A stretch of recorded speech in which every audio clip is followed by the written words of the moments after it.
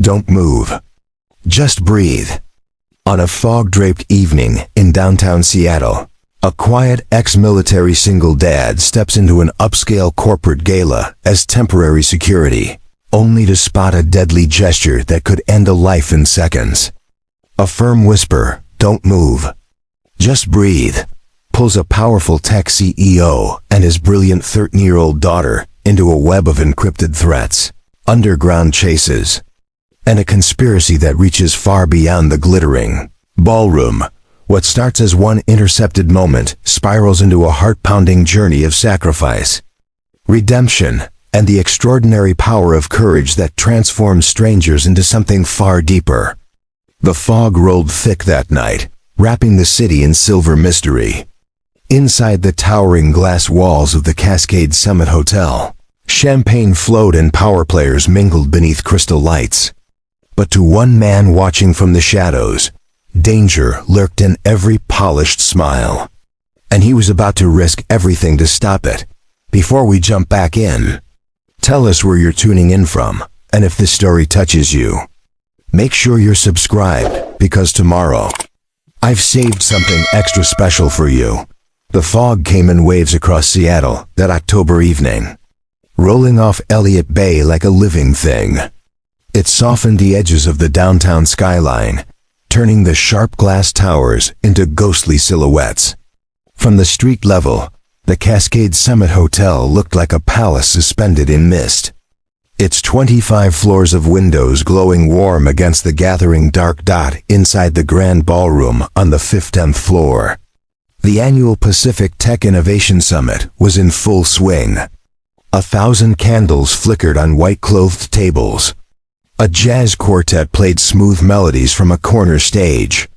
Men in tailored suits and women in elegant gowns moved like chess pieces across the polished marble floor, their laughter mixing with the gentle clink of crystal glasses. Victor Malone stood near the service entrance, his posture relaxed but his eyes sharp. He wore a simple black suit provided by the security company, a temporary uniform for a temporary job. At 38, Victor carried himself with the quiet confidence of someone who had seen the world at its worst and chosen to build something better. His dark hair was cropped short, military style, though he had left that life behind 6 years ago. His hands, calloused from work, rested easily at his sides, but his gaze never stopped moving. To the guests swirling past him, Victor was invisible. Just another hired guard among a dozen scattered through the venue. That suited him fine. Invisibility was a skill he had honed over years of reconnaissance missions in places most people could not pronounce. Now he used that same skill to move through life unnoticed, working part-time security gigs and weekend shifts at a small bookshop in the Queen Anne neighborhood. But tonight was different. Tonight, he had brought his daughter. Across the room, seated at a small table near the tall windows overlooking the foggy cityscape, sat 13-year-old Iris Malone. Her auburn hair fell in loose waves past her shoulders, and her green eyes were fixed intently on the tablet in front of her. While other guests chattered and networked, Iris was deep in her own world, a world of algorithms and encryption keys, of puzzles that whispered their secrets to those patient enough to listen. She wore a simple navy dress that Victor had bought for the occasion, though she had insisted on keeping her worn sneakers. Iris was brilliant in ways that sometimes frightened Victor. She could break down complex mathematical problems faster than most adults, could write code that danced across screens like poetry, and had a memory that captured details others missed entirely. Her teachers called her gifted. Victor just called her his miracle. Ever since her mother, Lieutenant Commander Sarah Malone, had died in a training accident overseas, Victor and Iris had become a team of two. They had learned to navigate grief together, to fill the silence with trust and shared routines. Victor had left the Navy SEALs shortly after, unwilling to leave his daughter to grow up without both parents. He had traded the adrenaline of combat for the quiet rhythm of bedtime stories, homework help, and weekend hikes through the Cascades. Tonight, the security company had been short-staffed. and Victor had agreed to cover the summit gala. When Iris had asked to come along, promising to stay quiet and work on her coding project, he had not had the heart to say no. She was responsible beyond her years, and the hotel had a quiet corner where she could sit unnoticed. Victor checked his watch. 2 hours into the event, and everything had been routine. A few guests had too much wine, a minor argument over a business deal had flared and fizzled, and one waiter had dropped a tray of appetizers. Nothing unusual. But then his gaze snagged on something that made his pulse quicken, near the champagne fountain. A server in a crisp white jacket moved with practiced efficiency, pouring wine into crystal flutes. But there was something wrong in the way he moved. His eyes darted too quickly, scanning the room with the sharp focus of someone executing a plan rather than serving drinks. Victor had seen that look before, in operatives preparing to strike. The server reached into his vest pocket and pulled out a small glass vial, barely larger than a pen cap.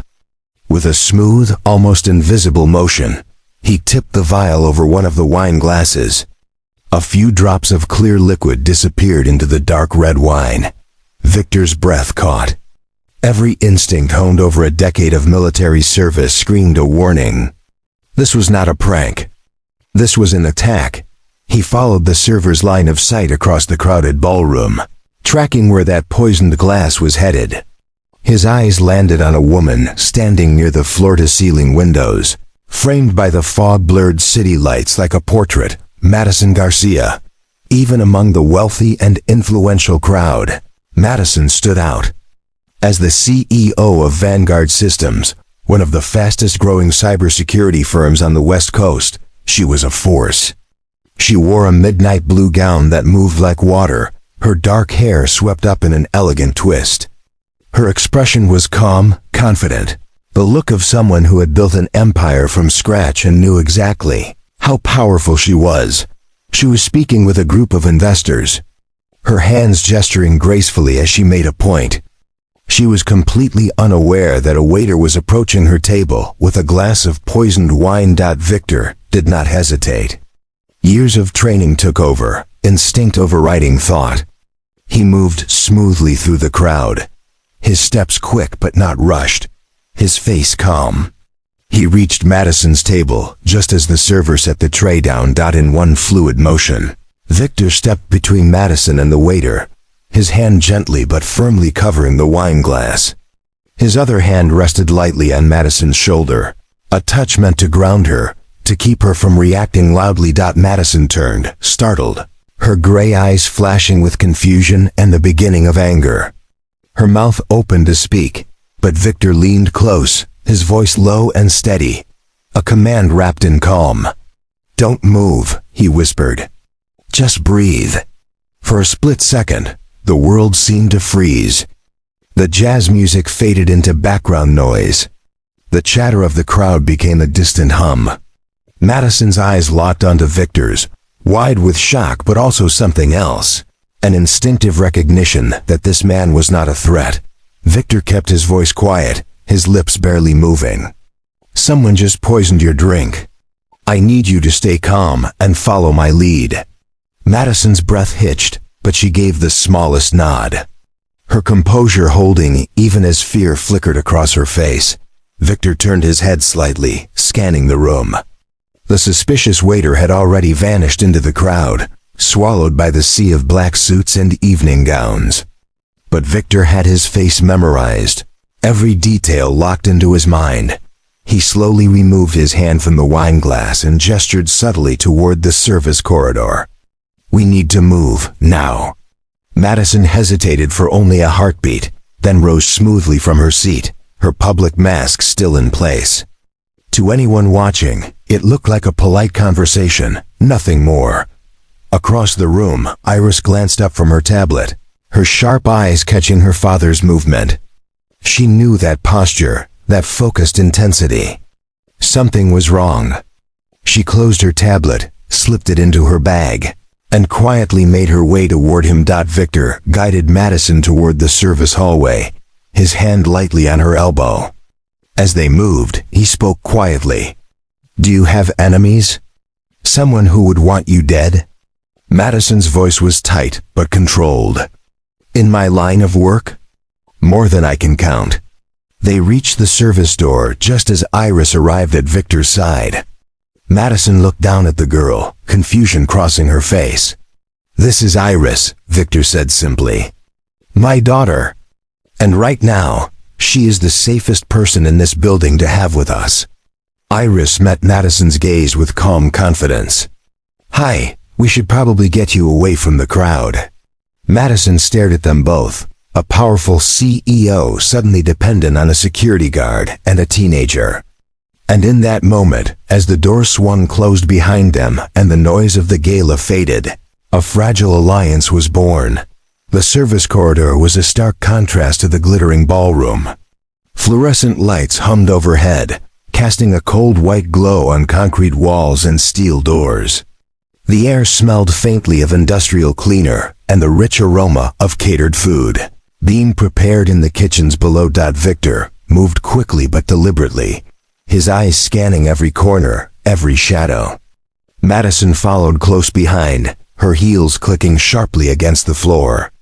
Iris brought up the rear, her tablet already out, fingers flying across the screen. Where are we going? Madison asked, her voice steady despite the adrenaline coursing through her. Preparing and narrating this story took us a lot of time, so if you are enjoying it, subscribe to our channel, it means a lot to us. Now back to the story. Somewhere with fewer people and better sightlines, Victor replied.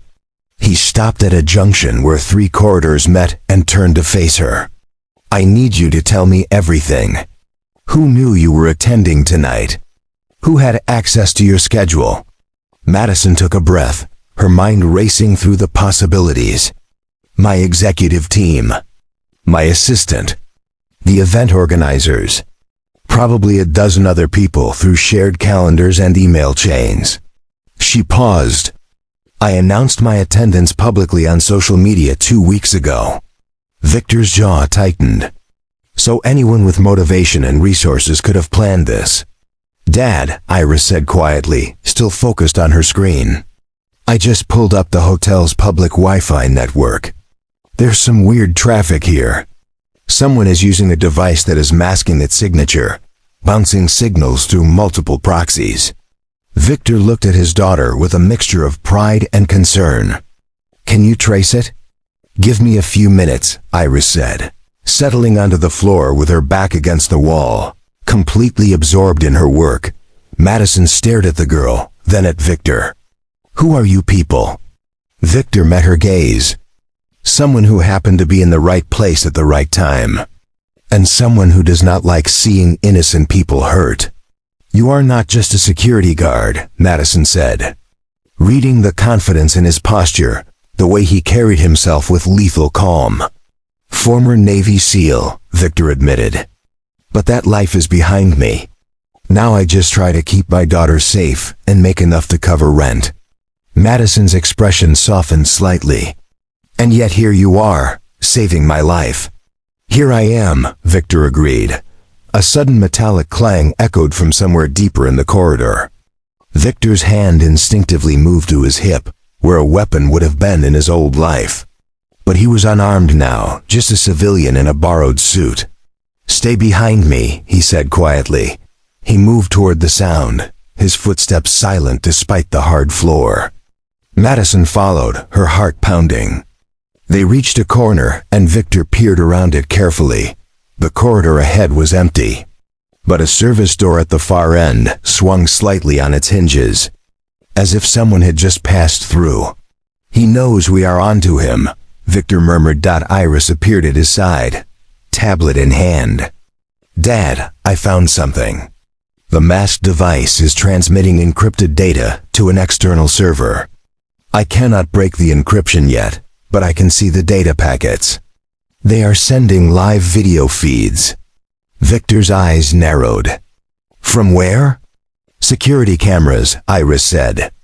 Someone hacked into the hotel's camera system. They have been watching us this whole time. Madison felt a chill run down her spine. They are tracking me. Not just you, Victor said grimly. They are tracking all of us now. He pulled out his phone and dialed the hotel's main security desk. A bored voice answered after 3 rings. This is Victor Malone, contract security on the 15th floor. We have a serious situation. I need you to lock down all service exits and alert SPPD. Someone attempted to poison a guest. There was a pause, then the voice sharpened. Say again? Attempted poisoning. Suspect is a male server, white jacket, dark hair, approximately 6 feet tall. He is still inside the building. I need backup now. Copy that. Stay where you are. We are sending a team. Victor ended the call and turned to Madison. We need to get you somewhere secure until the police arrive. What about the wine glass? Madison asked. That is evidence. Already handled, Iris said, holding up her phone. I took photos of it before we left, including the serial number on the base of the glass and the surrounding area. If anyone tries to remove it, we have documentation. Madison looked at the girl with newfound respect. You are incredibly smart. Iris smiled shyly. I just like solving problems. Victor led them to a storage room marked maintenance only and ushered them inside. The small space was filled with cleaning supplies and spare linens, but it had only one entrance and no windows. Defensible, he positioned himself near the door, listening intently. Madison leaned against a metal shelf, her earlier poise beginning to crack. I do not understand, she said quietly. Who would do this? And why tonight? Victor glanced at her. You are closing a major deal soon, are you not? I saw the headlines. Vanguard Systems is about to merge with a European firm. Madison nodded. The biggest deal in my company's history. Worth billions. It would make us one of the top 3 cybersecurity firms globally. Then you have enemies, Victor said simply. Competitors who would lose market share. Shareholders who might disagree with the direction. Even internal rivals who want control. Madison wrapped her arms around herself. I have spent 10 years building this company from nothing.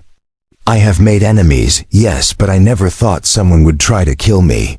People do terrible things when enough money is at stake, Victor said. A soft buzzing sound made them all tense. Iris checked her tablet and her eyes widened. Dad, the encrypted signal just spiked. Someone is accessing the hotel's elevator controls remotely. Victor's instincts flared. Which elevator? The service elevator. It is moving. Coming down from the 20th floor to this level. Victor's mind raced. The 20th floor was mostly storage and mechanical rooms, rarely used by guests. If someone was coming down from there, they were deliberately avoiding the main areas. We need to move, he said urgently. Now. He opened the door carefully and checked the corridor. Empty. He gestured for Madison and Iris to follow and led them toward the emergency stairwell at the opposite end of the hall. They were halfway. There when the service elevator chimed softly. The doors began to slide open. Victor grabbed Madison's arm and pulled her into a recessed doorway. Iris pressed herself flat against the wall beside them, holding her breath. From their hiding spot, they watched as a figure stepped out of the elevator. It was the same waiter from before, but now he had removed his white jacket, revealing a black tactical vest underneath. In his hand, he carried a small metal case. The man moved with cold efficiency, checking his phone and then walking purposefully down the corridor. Away from where they were hidden, Victor waited until the man turned a corner. Then whispered, "Go, stairs, now." They moved quickly and silently.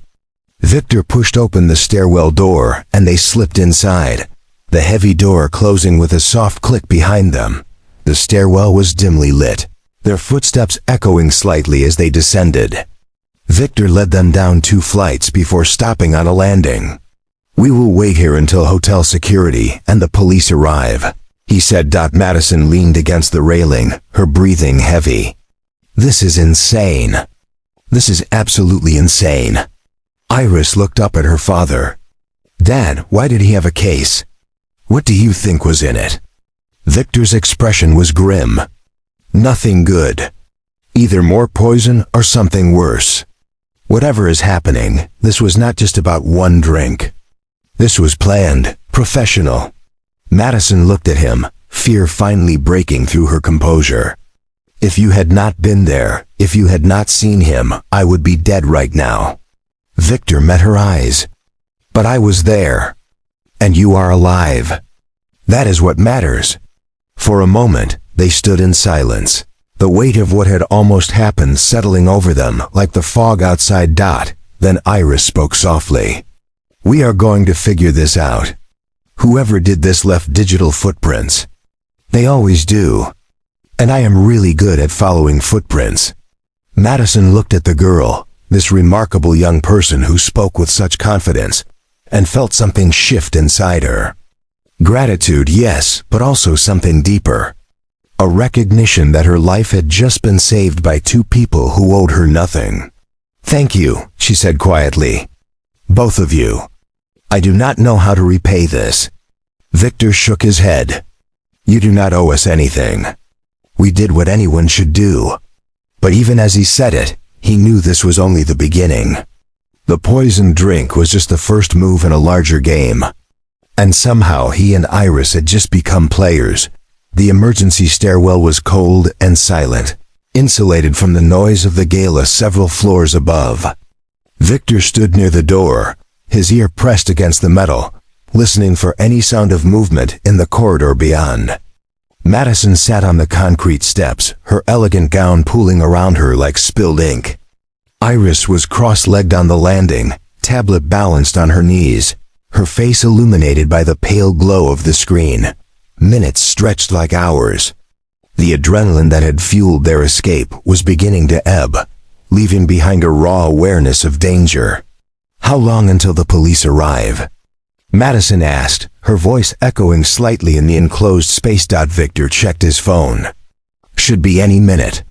Hotel security is probably securing the building now. Iris looked up from her work. Dad, I have been analyzing the data packets from that masked device.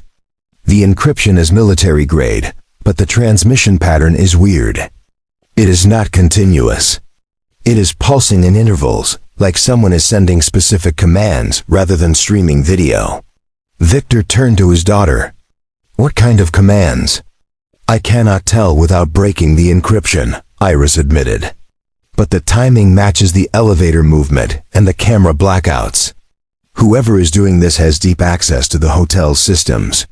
Madison leaned forward, her business mind engaging despite the fear.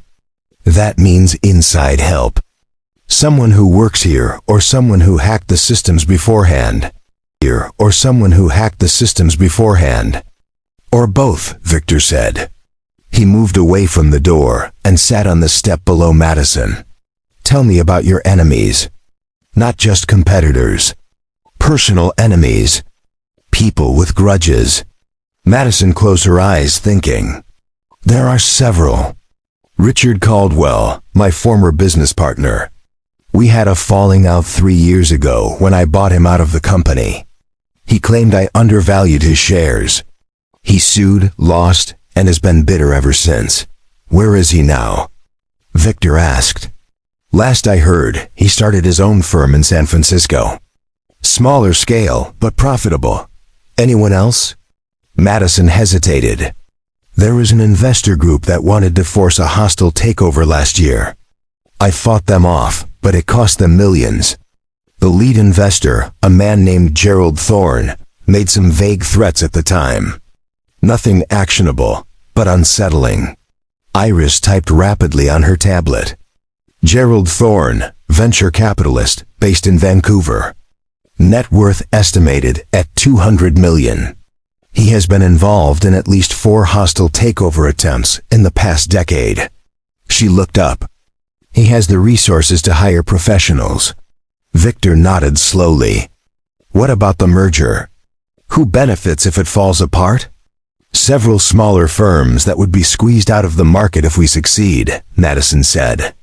But also some people within my own company. My CFO, Nathan Cross, was against the merger from the start. He thought we were overextending. We had arguments about it in board meetings. Arguments serious enough to want you dead? Victor asked bluntly. Madison flinched at the directness, but answered honestly. I do not know.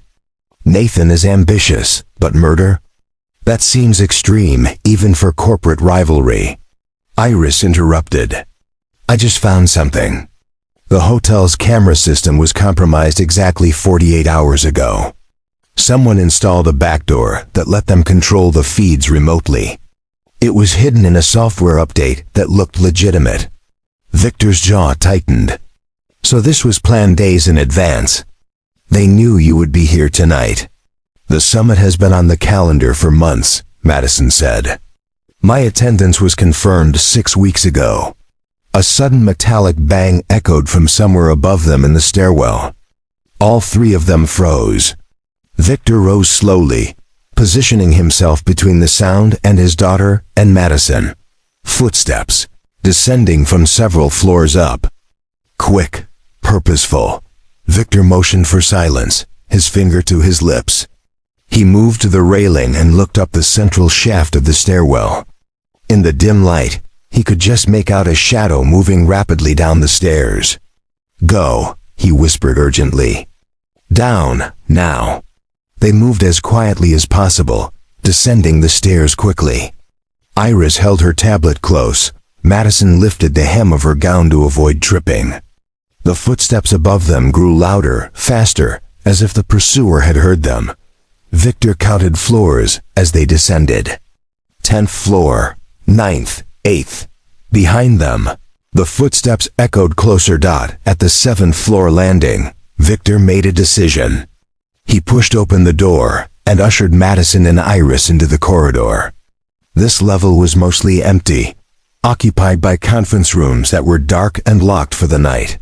This way, he said, leading them down the carpeted hallway. The soft lighting here felt surreal after the harsh fluorescence of the service areas. They reached a corner, and Victor glanced back. The stairwell door was still closed. Maybe they had lost their pursuer. Maybe not. Iris tugged on his sleeve. Dad, there is a hotel business center on this floor. If it is open, I can plug directly into their network and get better access to the camera feeds. Victor looked at Madison. Do you have access to the business center? I am a platinum member, Madison said, pulling a keycard from her small clutch. I can get us in. They moved quickly to the business center, a glass-walled room filled with computers and printers. Madison's keycard worked, and they slipped inside.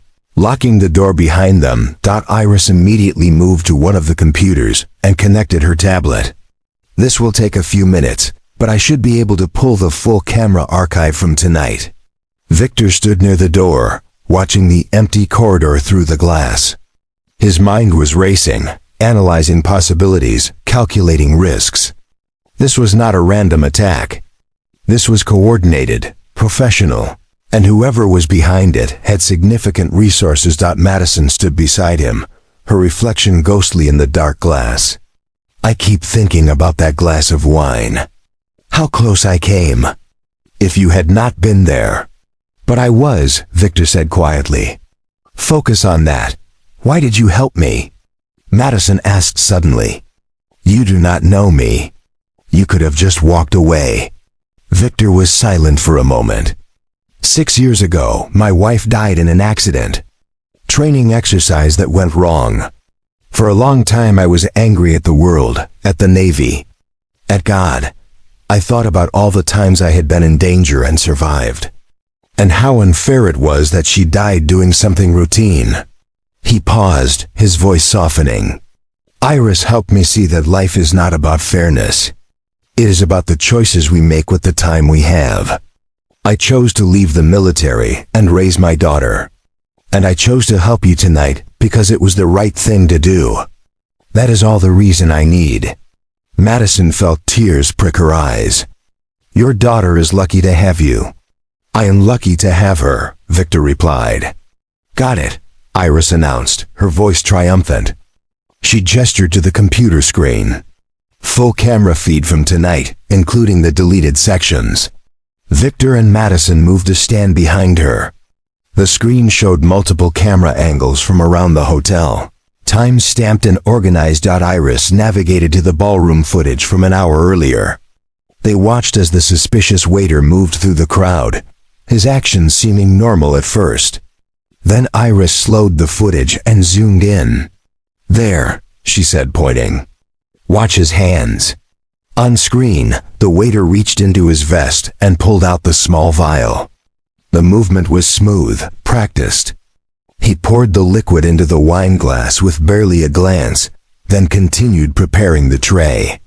Now watch this, Iris said, switching to a different camera angle. This one showed the service corridor behind the ballroom. The same waiter entered from a side door, but he was not alone. He met briefly with another figure, someone wearing a dark suit and a hotel staff badge.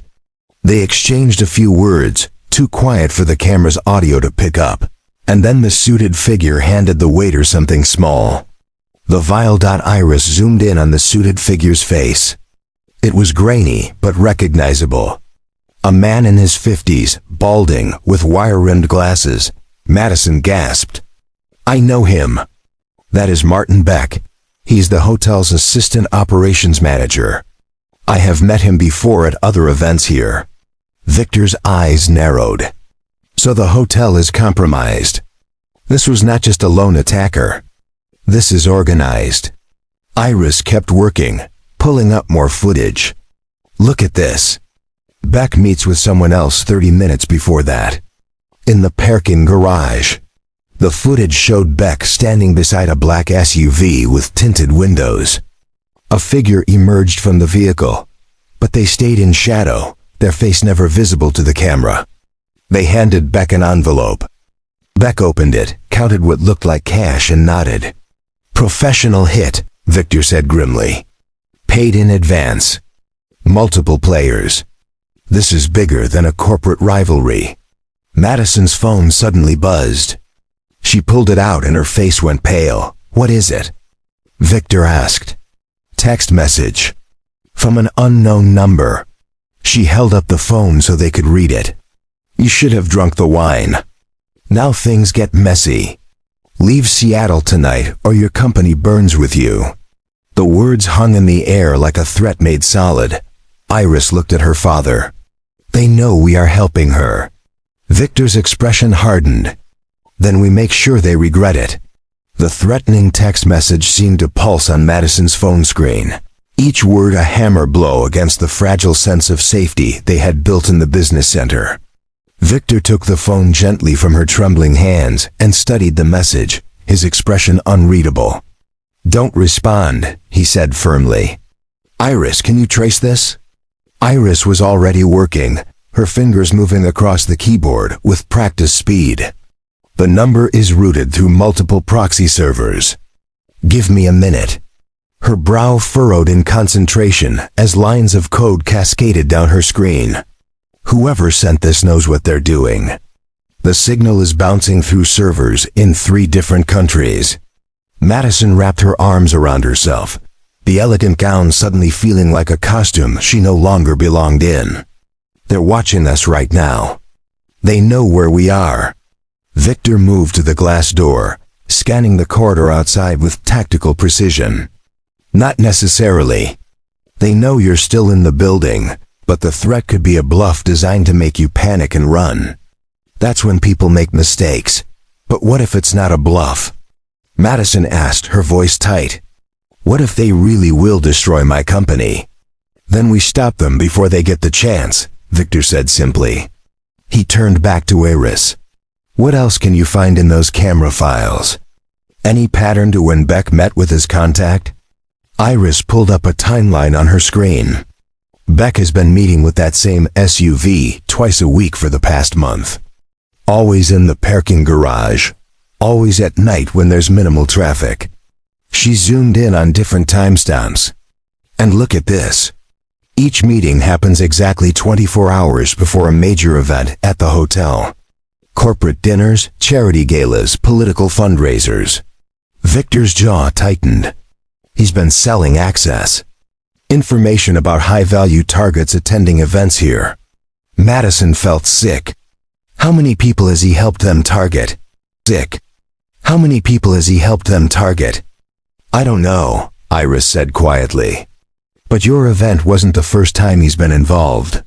Victor pulled out his phone and dialed Detective Sarah Chun at Seattle PD, a contact from his security work who had always been straight with him. She answered on the second ring, her voice professional but curious. Malone. It's late. This better be important. Life and death important, Victor said. I need you to run a name for me. Martin Beck, Assistant Operations Manager at the Cascade Summit Hotel. I have evidence he's involved in a conspiracy to harm guests. There was a pause, then the sound of typing. Hold on. More typing. Martin Beck, 53, been with the hotel for 8 years. Clean record. Not even a parking ticket. What kind of evidence are we talking about? Video footage of him taking payment to facilitate an attempted poisoning tonight. The target was Madison Garcia, CEO of Vanguard Systems. Chun's voice sharpened. Madison Garcia?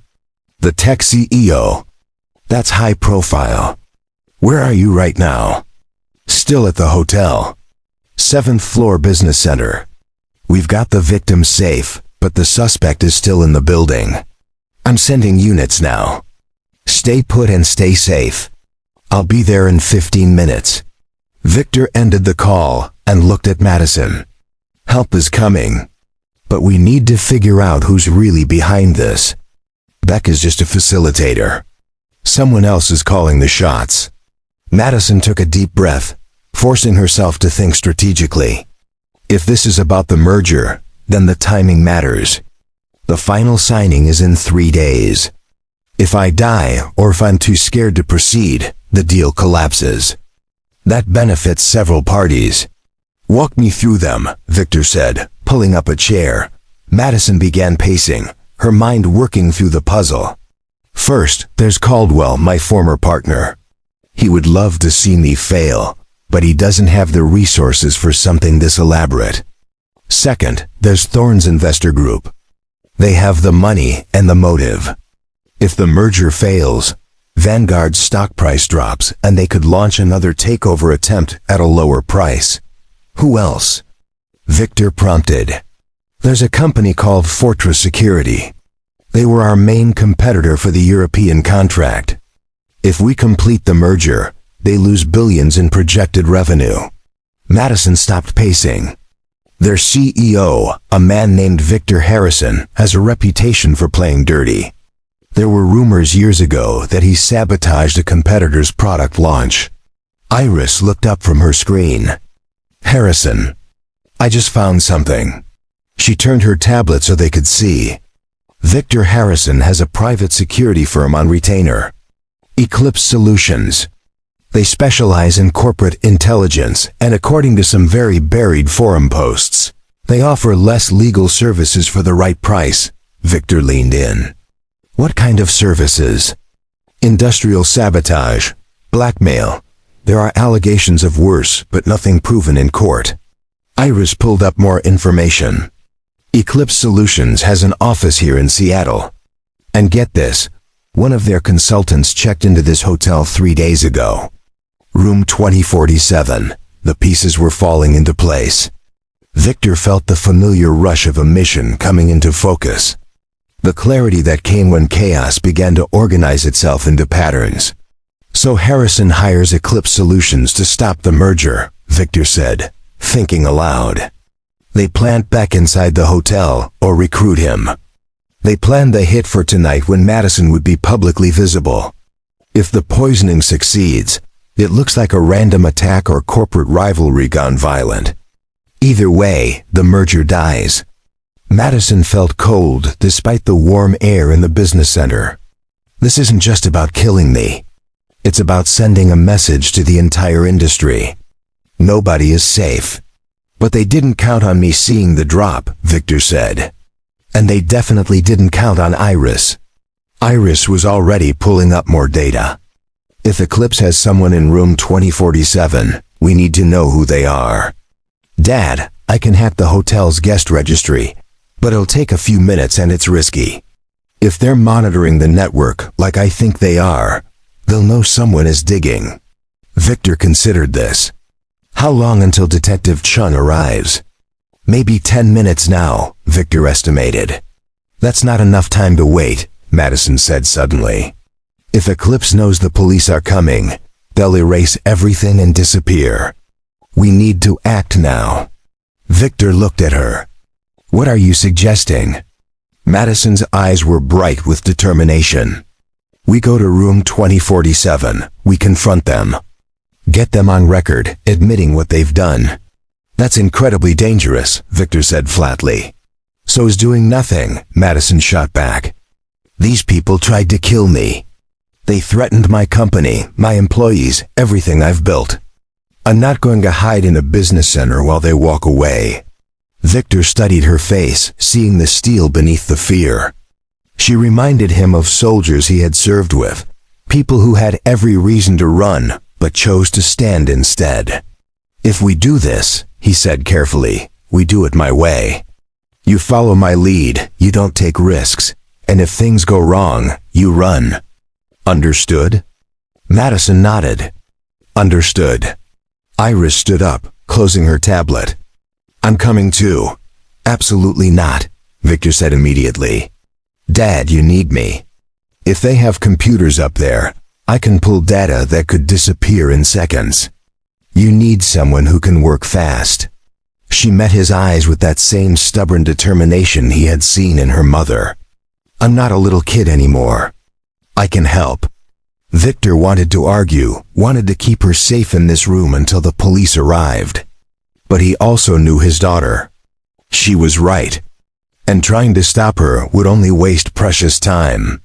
You stay behind me at all times, he said finally. And if I tell you to run, you run. No arguments. No arguments, Iris agreed. They moved quickly through the corridor, Victor leading the way with Madison close behind and Iris bringing up the rear. The hotel felt different now, the elegant hallways transformed into potential danger zones. Every shadow could hide a threat. Every closed door could conceal an enemy. They took the service elevator to the 20th floor, the ride up silent and tense.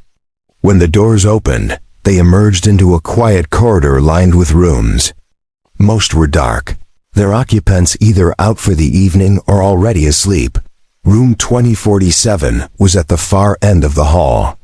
Light showed under the door. Victor approached carefully, pressing his ear to the door. He could hear voices inside, muffled but urgent. At least 2 people, maybe more. He looked back at Madison and Iris. I'm going to knock and see who answers. Be ready to move. Before he could act, Iris whispered urgently. Dad, wait. I just intercepted a signal. Someone in that room is wiping a hard drive right now. Whatever data is on there, it's being deleted. Victor made a split-second decision. He stepped back and kicked the door hard, right next to the lock. The frame splintered and the door flew open. Inside, 2 men spun around in shock. One was young, maybe 30, sitting at a laptop that showed cascading deletion commands. The other was older, silver-haired, wearing an expensive suit. Both froze for a crucial second. Victor crossed the room in 3 strides, grabbing the laptop before the younger man could close it. Nobody move. The silver-haired man recovered quickly, his expression shifting from shock to calculated calm. You're making a serious mistake. This is a private room. You're trespassing. And you're attempting murder, Victor said evenly. Which one of us has the bigger legal problem? Madison stepped into the doorway, her presence regal despite everything. Victor Harrison. I thought it might be you. The silver-haired man's eyes widened fractionally before his mask slipped back into place. Ms. Garcia, what an unexpected surprise. Not as unexpected as poisoned wine, Madison said coldly. Or did you think I wouldn't figure out who wanted me dead? Harrison's smile was thin and dangerous. I have no idea what you're talking about. I'm simply in Seattle on business. Iris had moved to the laptop, her fingers flying over the keys. The deletion stopped. I can recover most of the files. She looked up, her young face fierce. Including the payment records to Martin Beck and the communication logs with Eclipse Solutions. Harrison's composure cracked. You have no right to access that information. And you have no right to try to kill people, Iris shot back. The sound of sirens rose from the street below, growing louder. Harrison glanced at the window, then back at Victor with cold calculation. This isn't over, he said quietly. You have no idea what you're interfering with. Then enlighten me, Victor said. His voice hard as steel, but before Harrison could respond, the door burst open again, and Detective Chen entered with 4 officers, weapons drawn. Seattle police. Nobody move. The room erupted into controlled chaos as officers secured Harrison and his associate. Detective Chen took in the scene with sharp, assessing eyes, then focused on Victor. Malone. You want to tell me what's going on here? Victor handed her the laptop. Everything you need is on there. Conspiracy to commit murder, corporate espionage, and probably a few other charges I'm not qualified to name. Chung looked at Madison. Ms. Garcia, are you all right? Thanks to them, Madison said, gesturing to Victor and Iris. They saved my life. As officers led Harrison away in handcuffs, he locked eyes with Madison one final time. The merger will still fail. I'm just one player. There are others. The words sent a chill through the room, a promise of danger not yet ended. A promise of danger not yet ended. The 20th floor of the Cascade Summit Hotel had transformed into a command center for the Seattle Police Department. Officers moved with purpose through the corridor, documenting evidence, taking statements, and securing the scene. Crime scene tape now blocked off room 2047, where forensic technicians worked under bright portable lights. Victor stood near the elevator bank with Iris, watching the organized chaos with the detached calm of someone who had seen far worse and far more dangerous places. Iris leaned against him, exhaustion finally catching up with her now that the immediate danger had passed. Her tablet was in an evidence bag, its contents being analyzed by the police cyber crimes unit. Detective Sarah Chun approached them, a tablet of her own in hand, and expression that mixed professional respect with personal concern. She was in her early 40s, with sharp features and observant eyes that missed nothing. She had worked with Victor on 2 previous cases, both times impressed by his instincts and discretion. Quite a night you've had, she said, stopping in front of them. That's an understatement, Victor replied. Chun glanced at Iris. You should be incredibly proud of your daughter. The tech team is calling her a genius. The data she recovered from that laptop is damning. Payment records, encrypted communications, even video files of Harrison coordinating the attack. She gets it from her mother, Victor said quietly, his hand resting on Iris's shoulder. How's Madison? He asked. Chun nodded toward a conference room down the hall. Shaken but holding together. She's giving her statement now.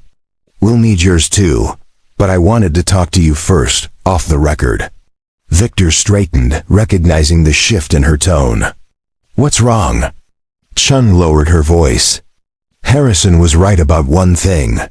He's not working alone, and what we've uncovered so far suggests this goes deeper than one murder attempt.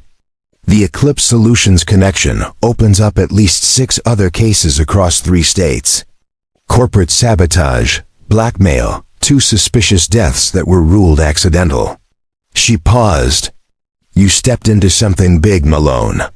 Are you saying Madison is still in danger? I'm saying we're going to need time to unravel this network, and until we do, anyone connected to this case needs to be careful. Chun looked at Iris, then back at Victor. That includes you and your daughter. Victor felt the familiar weight of responsibility settle over him. What are you recommending? Protective custody for Ms. Garcia, at least for the next few days until we can determine the full scope of the threat. And I'd suggest you keep a low profile. Harrison already knows who you are. He threatened us, Iris said quietly. Before you arrived. He said we had no idea what we were interfering with. Chun's jaw tightened. That's being added to the charges.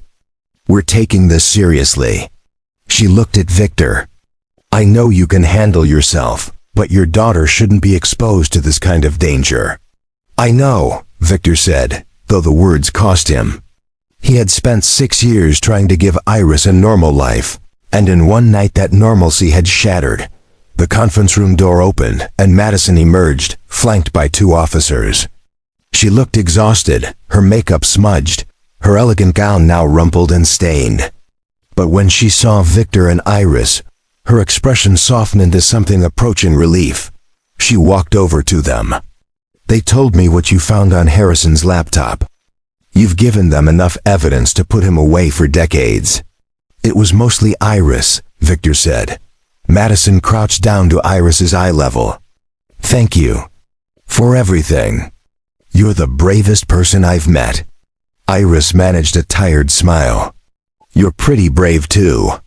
Not everyone would want to confront the bad guys after what happened. I had good teachers, Madison said.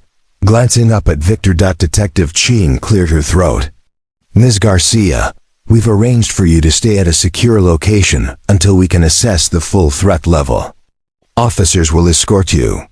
Madison stood but hesitated. What about Victor and Iris? If Harrison sees them as a threat too, they need protection.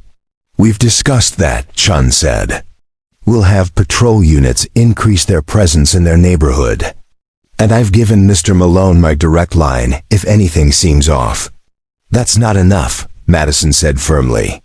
Her CEO voice emerging despite her exhaustion.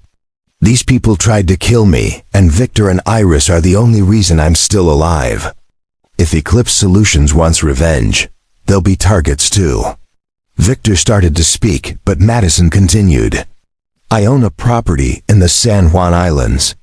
A private house on Lopez Island, very secluded, top-level security. There's plenty of room. You should both stay there until this is resolved.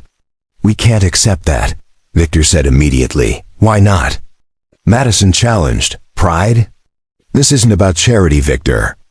It's about safety. Your daughter's safety. She looked directly at Iris. Would you feel safer staying in the city where these people know where you live, or somewhere remote where nobody can find you? Iris looked up at her father. She has a point, Dad. Victor wanted to argue, but the logic was sound. Their apartment was listed in public records. His security jobs were documented. If Eclipse Solutions wanted to find them, it would not be difficult. And while he could protect himself, the thought of Iris being at risk made his chest tight. How secure is this property? He asked. Gated access, security cameras, alarm system, and the nearest neighbor is half a mile away, Madison said. Plus I'll hire private security to patrol the perimeter. Former Secret Service. The best. Detective Chun nodded approvingly. That's actually a smart move. Remote location, controlled access, professional security. I'd feel better knowing all of you were somewhere like that while we work this case. Victor looked down at Iris, seeing his own uncertainty reflected in her eyes. What do you think, kiddo? I think we should go, Iris said quietly. Just for a few days. Until the police catch everyone involved. The weight of the decision pressed on Victor, but he knew they were right. This was bigger than his pride or his desire to maintain their normal life. This was about keeping Iris safe. All right, he said finally. We'll go, but just until the threat is contained.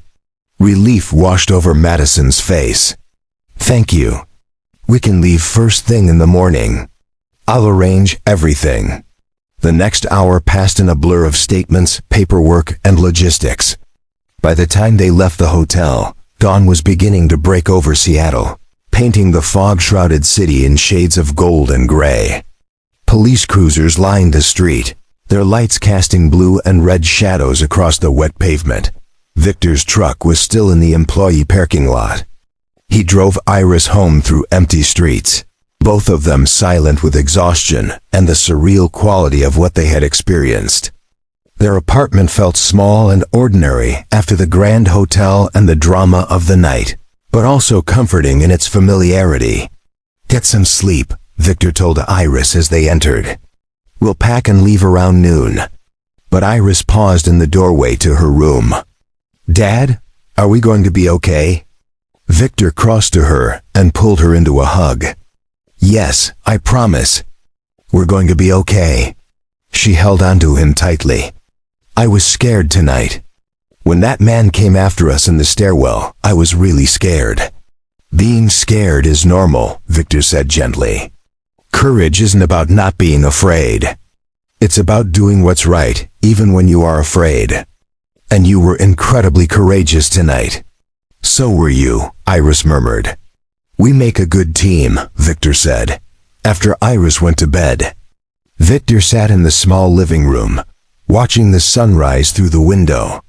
He thought about Madison, about the fear in her eyes when she thought she was going to die, and the fierce determination that had emerged when she decided to fight back.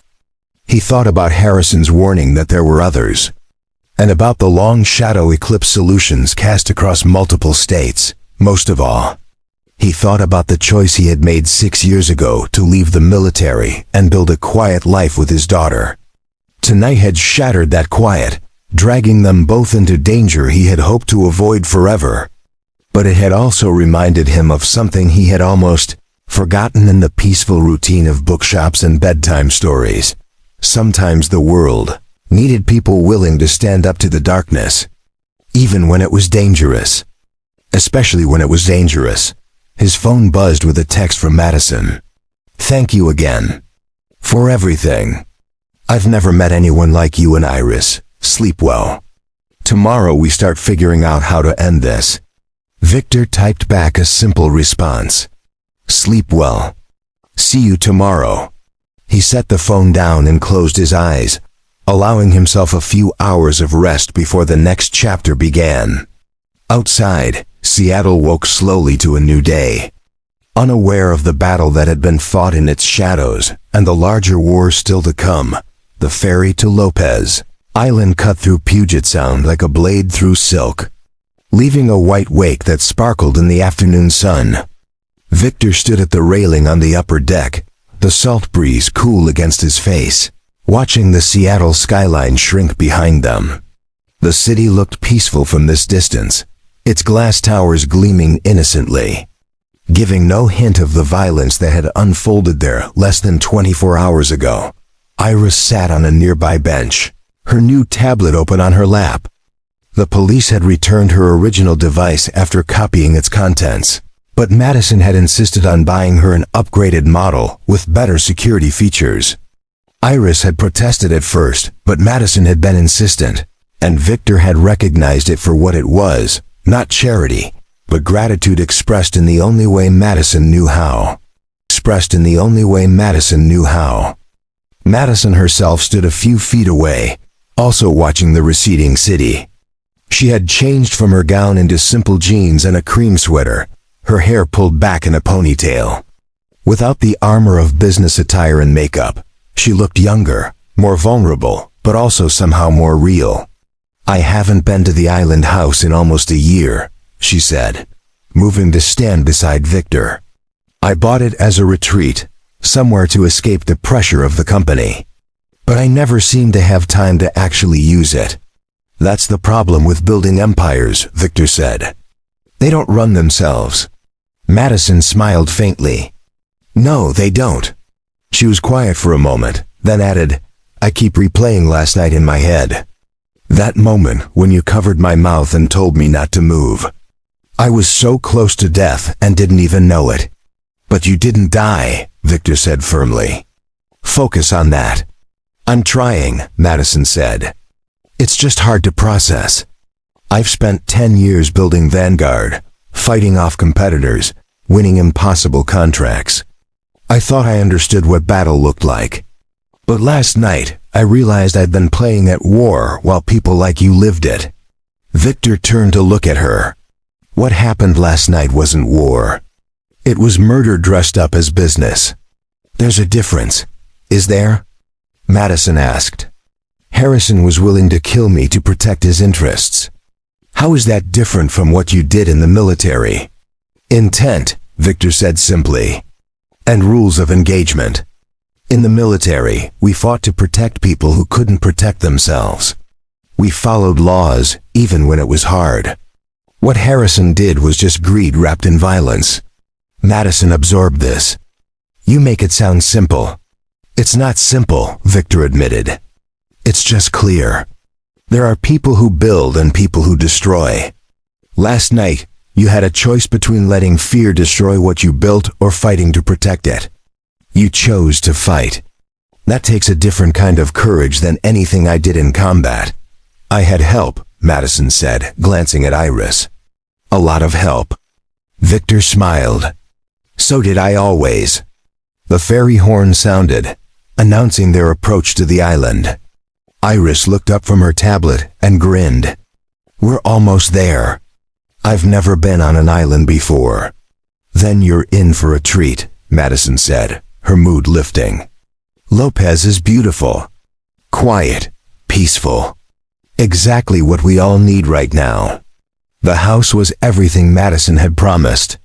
Set on a bluff overlooking the water, it was a modern structure of cedar and glass that seemed to grow out of the landscape.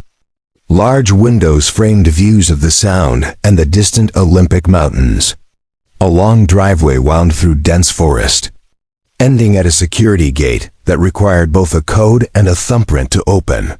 Inside, the house was spacious and carefully designed, all clean lines and natural materials. A stone fireplace dominated the living room. The kitchen was state-of-the-art. 3 bedrooms opened onto a deck that ran the length of the house. This is incredible, Iris breathed. Walking from room to room with wide eyes, Madison showed them around, clearly pleased by their reaction. The main bedroom is upstairs. You two can take the guest rooms down here. They both have private bathrooms and ocean views. Victor set down their bags. This is generous of you. More than generous. You saved my life, Madison said simply. This is the least I can do. That evening, they sat on the deck as the sun set over the water, painting the sky in shades of orange and purple. Madison had ordered groceries delivered earlier, and Victor had cooked dinner, a simple meal of grilled salmon and roasted vegetables. They ate in comfortable silence, the stress of the previous night slowly draining away in the island's peace. After dinner, Iris challenged Madison to a chess game. They set up the board on the coffee table while Victor cleaned the kitchen, listening to their conversation drift through the open doors. Your dad said you learned chess from your mom, Madison said, making her opening move. Yeah, Iris replied. She was really good. She could think like 6 moves ahead. She tried to teach me to do the same. Did it work? Iris moved her knight with a small smile. Sometimes. Dad says I think more like a hacker than a chess player. I look for weaknesses in the pattern instead of planning long sequences. That's probably more useful in the real world, Madison said, studying the board. They played in silence for a few minutes. Then Iris asked, Do you have any family? Kids? Madison shook her head. No, I was engaged once years ago, but he wanted me to choose between him and the company. I chose the company. She moved her bishop. Sometimes I wonder if I made the right choice. Do you think you did? Iris asked. Madison considered this. Most days, yes. I've built something meaningful, created jobs, pushed technology forward. But nights like this, I wonder what it would be like to have someone to come home to. Someone who wasn't an employee or a competitor. You're coming home to us right now, Iris pointed out. Madison looked up, surprised by the simple observation. I suppose I am. Check, Iris said, moving her queen. Madison laughed. You're as dangerous as your father. Later, after Iris had won the chess match and gone to bed, Victor and Madison sat on the deck under a canopy of stars. The Milky Way stretched across the sky, undimmed by city lights. The only sound was the gentle lap of water against the shore below. Thank you, Madison said quietly. For coming here. For everything. You've already thanked me, Victor said. Multiple times. I know. But I need you to understand what it means. She turned to face him. I've spent a decade being strong, being the person everyone else depends on. I make decisions that affect thousands of people. I can't show weakness or fear because the moment I do, shareholders get nervous and competitors smell blood. She paused, her voice becoming softer. But last night, I was terrified. Completely, utterly terrified. And you stepped in without hesitation, without knowing me, without expecting anything in return. You just did what was right. I didn't know people like you still existed. Victor met her eyes. People like me are everywhere. We just don't make headlines. Well, you should, Madison said. Then, more quietly, can I ask you something personal? Go ahead. Do you ever think about going back? To the military?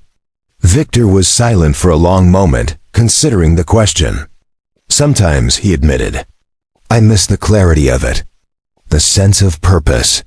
In combat, you always know who the enemy is and what you're fighting for. He looked up at the stars. But then I look at Iris and I remember why I left. She's my purpose now.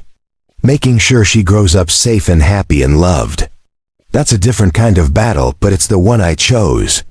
She's lucky to have you, Madison said. I'm lucky to have her, Victor replied. They sat in comfortable silence. The bond between them deepening in ways neither quite understood yet. For Madison, accustomed to relationships built on transactions and mutual benefit, this felt different, more real, more grounded. For Victor, used to keeping people at arm's length to protect himself and Iris, this openness felt both frightening and strangely right. What happens after this? Madison asked. After the police catch everyone involved with Eclipse Solutions? You go back to your life, Victor said. You complete your merger, run your company, change the world. And you? I go back to mine. Security work, the bookshop, raising Iris. That sounds lonely, Madison observed. Victor smiled faintly. It's peaceful. Peaceful isn't the same as happy, Madison said. Before Victor could respond, his phone buzzed. A text from Detective Chun. Major development. Call me when you can. Victor's expression shifted instantly from relaxed to alert. It's Chun. Something's happened. He dialed the detective's number. She answered immediately. Malone. Thanks for calling back. We've made progress on the Eclipse Solutions network. Harrison is talking, trying to cut a deal. He's given us names, locations, records of other operations. It's bigger than we thought. How much bigger? Federal investigation bigger. The FBI is taking over. Eclipse has been operating for at least 5 years, targeting executives across multiple industries. What happened to Ms. Garcia is part of a pattern.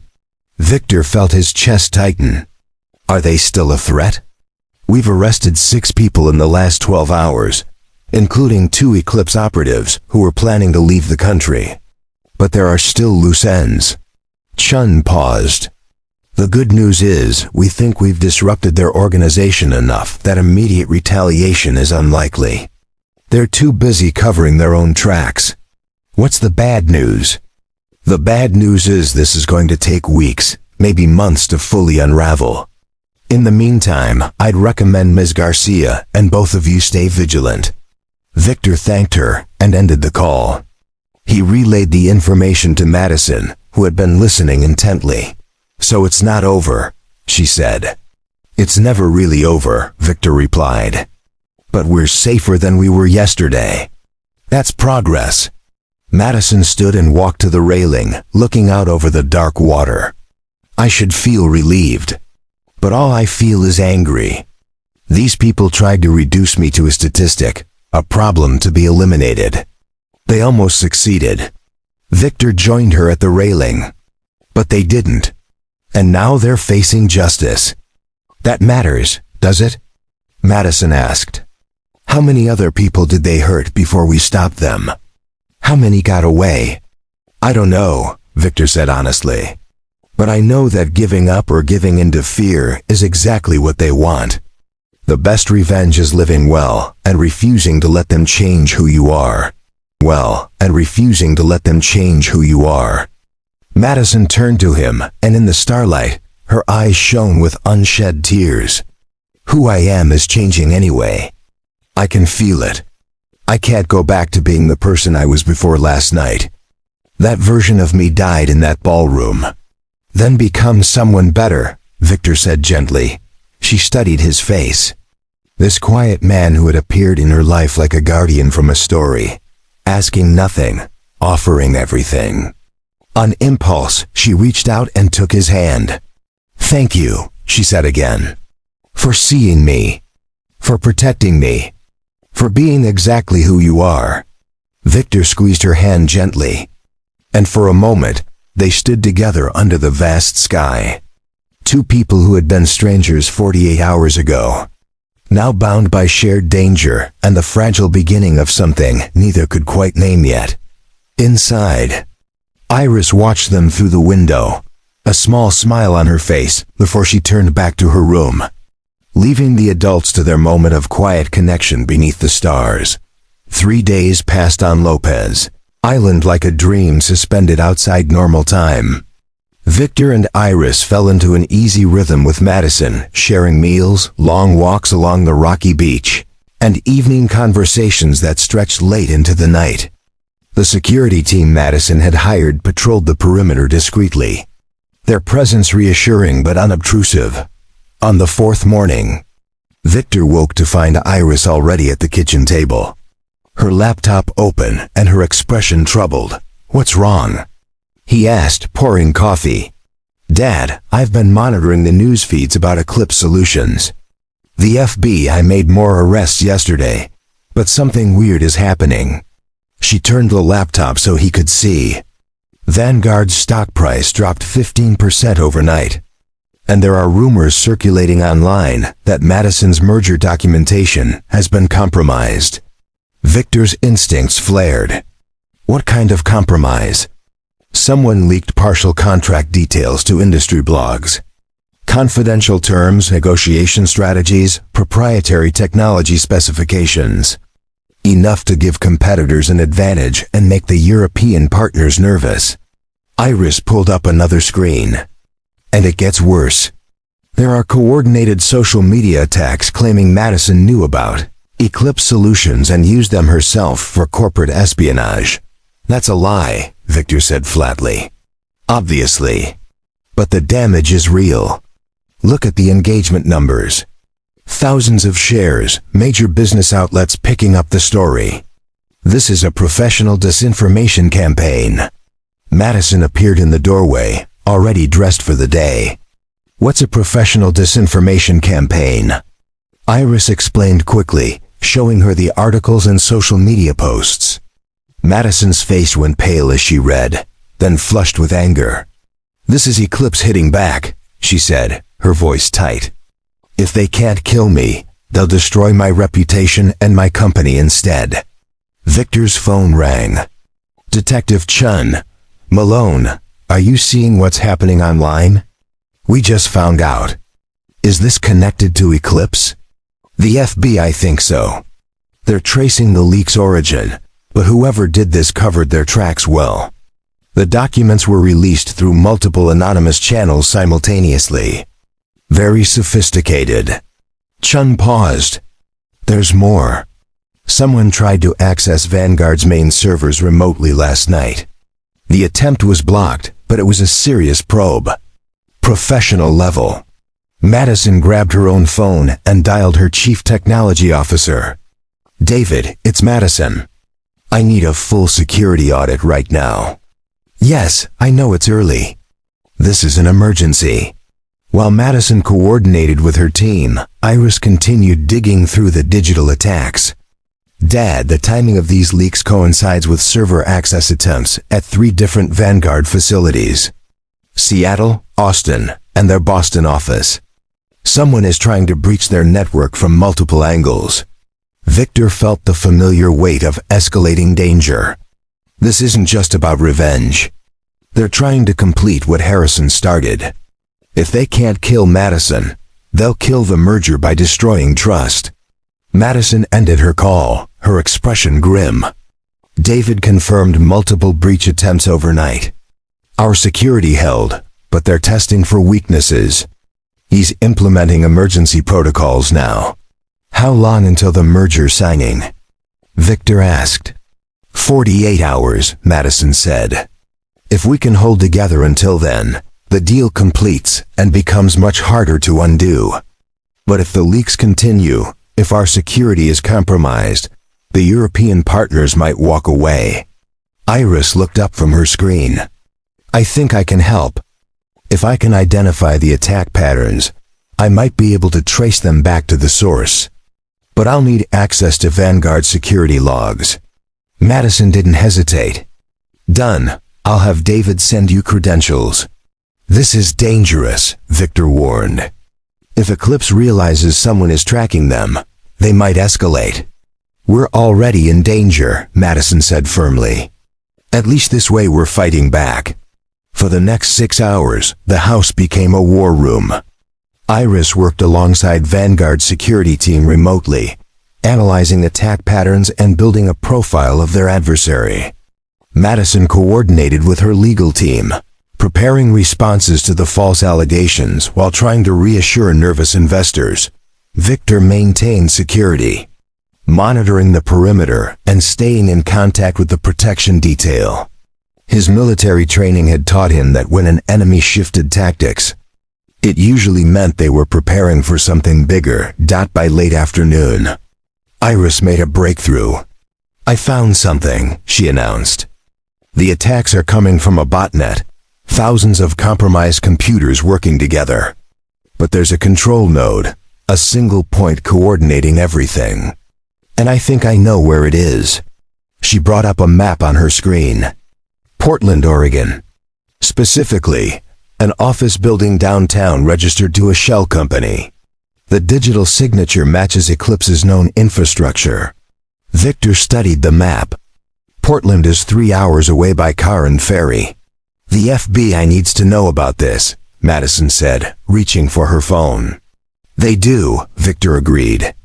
But by the time they get warrants and coordinate a raid, Eclipse might vanish. These people have shown they can disappear quickly. Madison met his eyes. What are you suggesting? I'm suggesting we need eyes on that location now. Someone who can confirm Eclipse is there before they run. You want to go to Portland, Madison said. It wasn't a question. I want to make sure these people don't get away, Victor replied. Then I'm coming with you, Madison said immediately. Absolutely not. You're the target. You stay here where it's safe. My company is burning while we sit on an island, Madison shot back. I'm not hiding anymore. They stared at each other, neither willing to back down. Finally, Iris cleared her throat. Actually, I should go too. If we find their control node, someone needs to shut it down properly. That's me. No, Victor said flatly. Dad, you need me. And sitting here worrying would be worse than helping. Victor wanted to argue, wanted to lock both of them safely in the house while he handled this alone. But he knew his daughter, and he was beginning to understand Madison. Neither would accept being left behind. If we do this, he said carefully, we do it smart. We scout the location, confirm Eclipse's presence, and call the FBI. No heroics. No unnecessary risks. Agreed, Madison said. Iris nodded. Agreed. Victor pulled out his phone and called Detective Chen, explaining what they'd found and what they planned to do. She was silent for a long moment. "I should tell you not to go," she said finally. "But I know you will anyway. So instead I'll say this. Be careful, document everything, and the moment you have confirmation, you call me and the FBI. Promise me." "I promise," Victor said. They packed quickly and efficiently. Victor checked the truck's emergency kit, making sure they had everything they might need. Madison changed into practical clothes and grabbed her laptop. Iris backed up all her data to a secure cloud server, just in case. As they prepared to leave, Victor paused and looked at the two people he was about to take into potential danger. His daughter, brilliant and brave beyond her years, and Madison, a woman who had transformed from a stranger into someone he deeply cared about protecting. "Last chance to change your minds," he said. "Not a chance," Madison replied. Iris simply smiled and headed for the truck. Victor took a breath and followed, knowing that whatever happened next would determine not just the fate of Madison's company, but the future of all three of them. The drive to Portland stretched through the late afternoon and into evening, the landscape shifting from island forests to urban sprawl. Victor drove in focused silence while Iris navigated from the passenger seat, and Madison worked on her laptop in the back.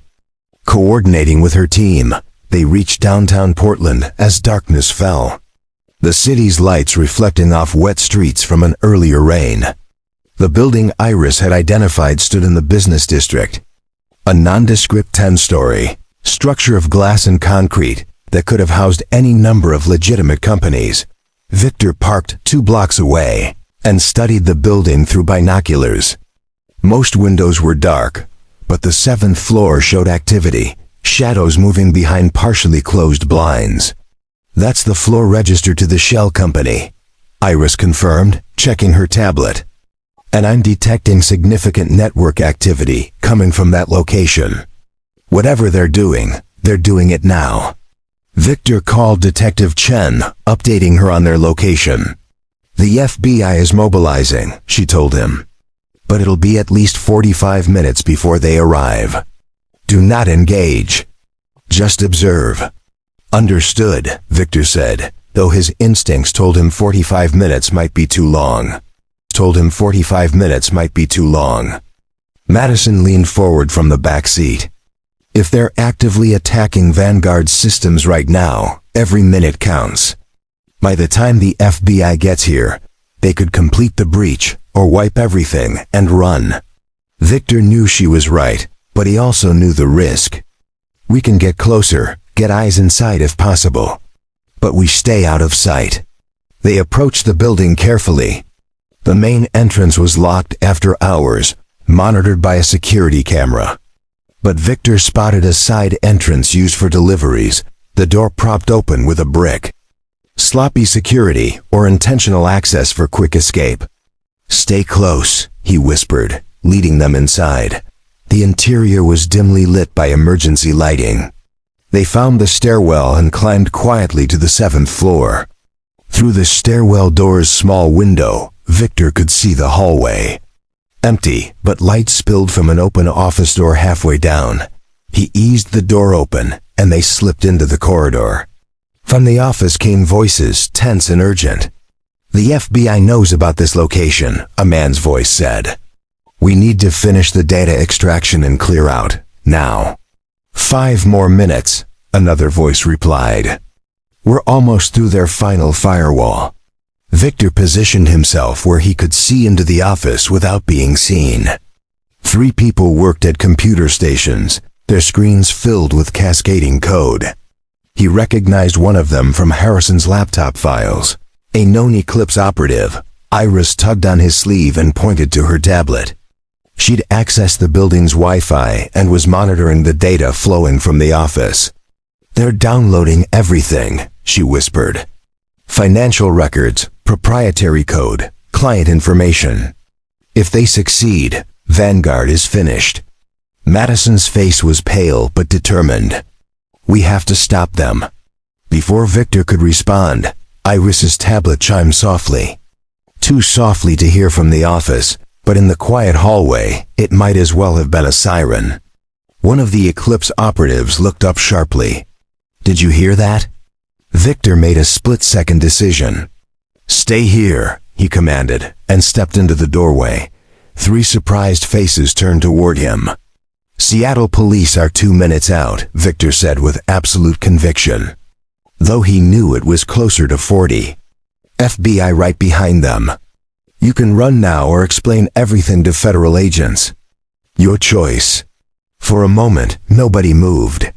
Then the woman at the center computer lunged for a button on the desk. Victor recognized a panic wipe, a kill switch to destroy all evidence.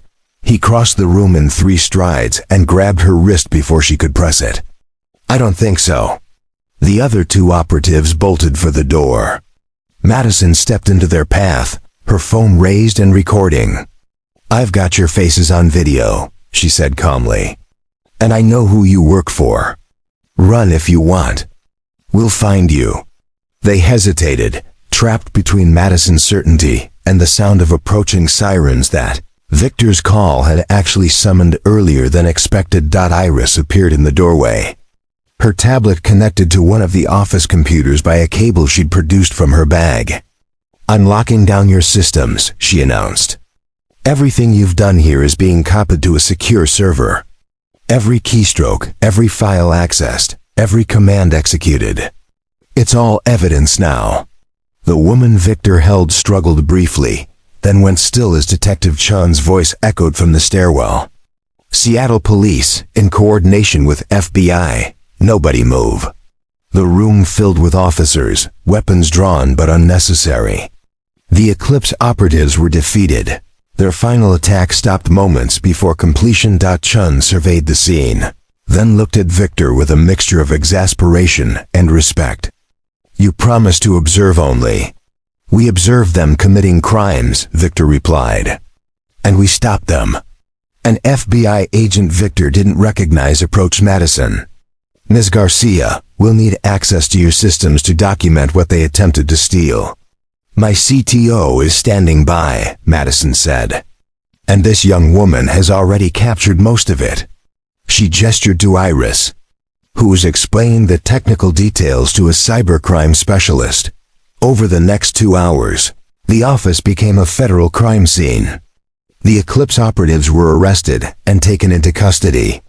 Their computers were seized as evidence. Iris's documentation proved invaluable, providing a clear timeline of the attack and its connection to the earlier attempts on Madison's life. As the last of the evidence was being loaded into FBI vehicles, Chun pulled Victor aside. "This is it," she said quietly. "With what you found tonight, we can dismantle Eclipse completely. Harrison is already cooperating fully, giving us everything. The threat to Ms. Garcia is over." Victor felt tension he'd been carrying for days finally begin to ease. "You're sure?" "As sure as I can be," Chun said. "There's always a chance someone else picks up where Eclipse left off, but the organization itself is finished. They're done." Victor found Madison and Iris standing near his truck. Iris was explaining something technical to Madison, who listened with genuine fascination. They looked up as he approached. "It's over," he said simply. Madison's eyes filled with tears she'd been holding back for days. "Really over?" "Really over," Victor confirmed. She stepped forward and wrapped her arms around him, holding on tightly. Victor returned the embrace, feeling the trembling relief in her body. Over her shoulder, he saw Iris smiling. "Thank you," Madison whispered against his chest. "For everything." "We make a good team," Victor said quietly. When they finally pulled apart, Madison wiped her eyes and laughed shakily. "I must look terrible." "You look perfect," Victor said, and meant it. They drove back to Lopez Island through the night, exhaustion finally catching up with all of them. But it was a good exhaustion, the kind that came after a battle won rather than lost. As they crossed the last ferry under a sky full of stars, Iris fell asleep against the window. Madison dozed in the back seat. Victor drove in peaceful silence, processing everything that had happened. 5 days ago, he'd been a simple security guard covering an extra shift. Now he'd helped stop a murder, unravel a criminal conspiracy, and save a company worth billions. But more than that, he'd found something he hadn't been looking for. A connection that felt like it might become something lasting. The island house welcomed them home like a sanctuary. They stumbled inside and collapsed, too tired even for conversation. But before Victor went to his room, Madison caught his hand. "Stay," she said softly. "Just for a minute." They sat together on the deck one last time, watching dawn begin to paint the horizon. "What happens now?" Madison asked. "Now you complete your merger," Victor said. "You rebuild what Eclipse damaged. You keep changing the world. And you?" Victor smiled.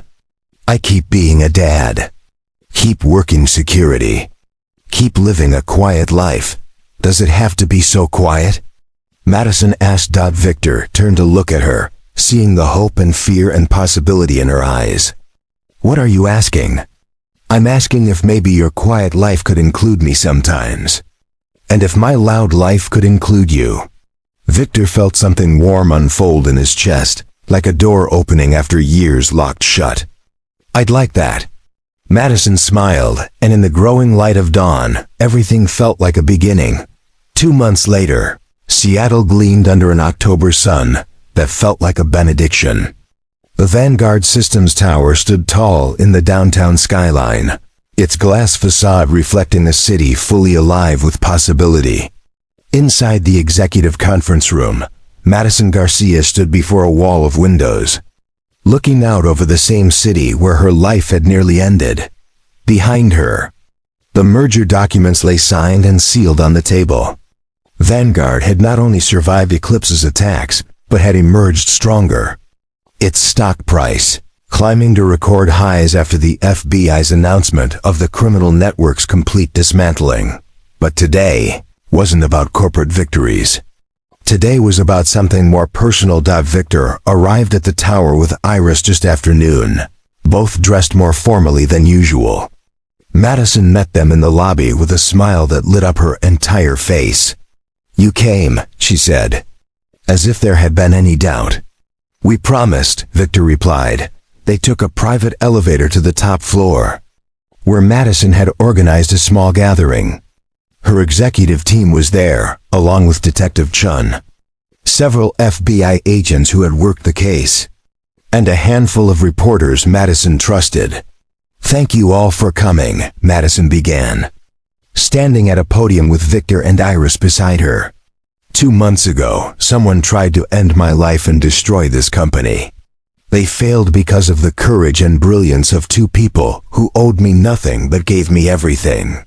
She turned to Victor and Iris. "Today, I'm announcing the creation of the Malone Initiative, a foundation dedicated to supporting children of military families. It will provide scholarships, mentorship programs, and resources to help young people like Iris reach their full potential." Iris's eyes went wide. "You're naming it after us? Your mother's sacrifice and your father's courage deserve to be honored," Madison said gently. "And your genius deserves to inspire others." She handed Iris a folder. "Inside is the Foundation's charter and an invitation for you to serve on the Youth Advisory Board, if you want to." Iris looked at her father, who nodded with pride. "I want to," she said, her voice thick with emotion. The room erupted in applause. Cameras flashed. But Victor only had eyes for Madison, seeing the woman who had transformed from a near victim into someone determined to turn tragedy into purpose. After the ceremony, after the press had left and the executives had returned to their work, the 3 of them stood alone in Madison's office. "There's something else," Madison said nervously. She pulled out 2 envelopes and handed one to each of them. "These are for you. No obligation. Just an offer." Victor opened his envelope. Inside was a job offer, Director of Corporate Security for Vanguard Systems. With a salary that made his eyes widen, Iris opened hers. a full scholarship to any university of her choosing, along with an internship program at Vanguard starting immediately. "This is too much," Victor said. "It's not nearly enough," Madison countered. "But it's what I can offer. A chance for us to keep working together. A chance for this to be more than just a story about people who survived something terrible." She stepped closer to Victor. "A chance for us to build something good." Victor looked at the offer letter, then at his daughter's hopeful face, then at Madison's vulnerable expression. He thought about the quiet life he'd built, the careful walls he'd constructed to keep danger away from Iris, but he also thought about the past 2 months.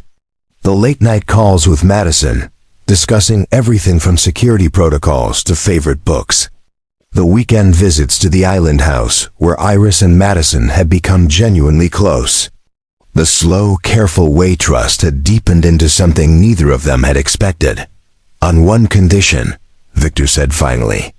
"Name it," Madison replied. "No more poisoned wine."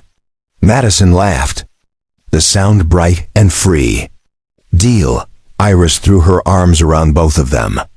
"This is the best day ever." 6 months later, Victor stood in the same spot Madison had occupied that pivotal day, looking out over Seattle from Vanguard's tower. But now it was his office, his view, his new life. Iris flourished in her internship, working with Vanguard's development team and already filing her first patent. She had also launched her online mentorship program for young coders, with Madison's foundation providing the funding and infrastructure. And Madison herself had become not just his employer, but his partner in every sense of the word. They took things slowly, mindful of Iris and the weight of what they'd survived together. But the connection that had begun in crisis had deepened into something genuine and lasting. One evening, the three of them returned to Lopez Island for the weekend. As the sun set over the water, painting the sky in familiar golds and purples, they sat on the deck together. "Dad," Iris said, "do you ever think about what would have happened if you hadn't been at the hotel that night?" Victor considered this. "Sometimes. But I've learned that life is built on moments like that. Small choices that cascade into big changes. Like deciding to help a stranger," Madison added, "taking his hand. Or like choosing to keep fighting when it would be easier to give up." Iris said wisely. They sat in comfortable silence, watching the stars emerge one by one. The fog that had hidden danger that first night was gone, replaced by clear skies and endless possibility. Victor thought about the journey that had brought them here. From a poisoned glass and whispered warnings to this moment of peace and promise. He thought about loss and courage, about the family he'd protected and the family he'd found. "You know what the best part is?" Iris asked, breaking the silence. "What's that?" Madison replied, "We're not just a team anymore. We're home." And as the three of them sat together under the vast Pacific sky, surrounded by the quiet strength of what they'd built, Victor knew she was right. They had found something rare and precious, forged in danger but built on trust, courage, and the simple decision to care for each other even when it was hard. The storm had passed. The dawn had come. And somewhere in the space between survival and joy, they had become exactly what each of them needed most. A family chosen not by blood, but by the miracle of showing up for each other when it mattered most. Up next, you've got 2 more standout stories right on your screen.